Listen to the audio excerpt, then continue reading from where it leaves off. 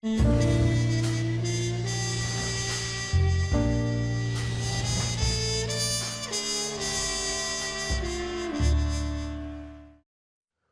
back to the second half of today's Noir Alley double bill, in which we reunite two films from Argentina, released within weeks of each other, but which were originally meant to comprise one movie, called, ominously, Never Open That Door.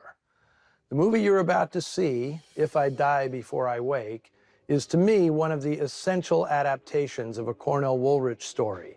Not only because of the sense of dread it evokes and the nail-biting suspense it generates, but because of the poignant, even profound relationship it depicts between a father and a son.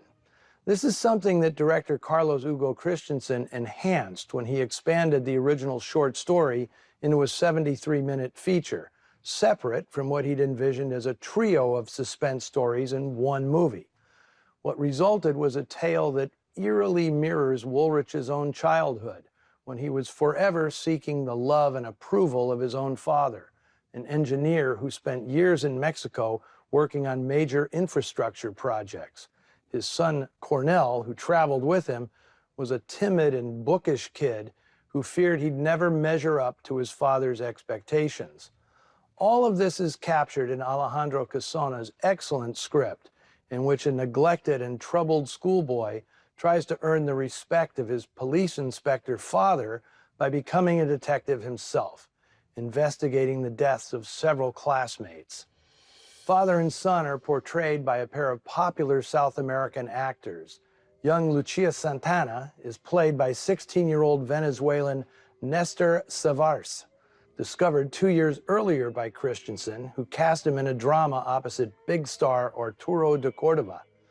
Savars quickly became a star in South America, something of a teen idol. He eventually made the transition to singing star.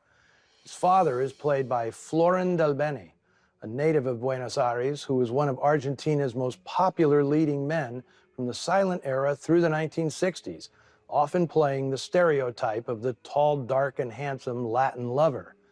That he takes a supporting role here is evidence of Christensen's status in the business at this time. This film is a slow burn that steadily builds to a remarkable and terrifying climax, featuring some scary business too strong for American censors.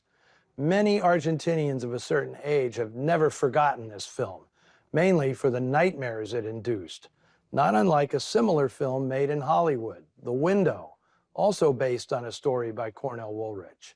As I mentioned earlier, this movie was almost lost. What you're about to see was rescued from a damaged negative that is now lost.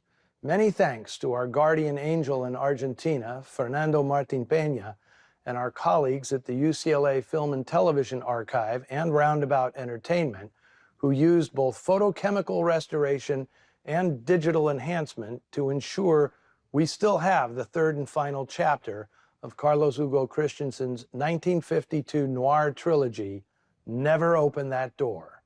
Here is If I Die Before I Wake.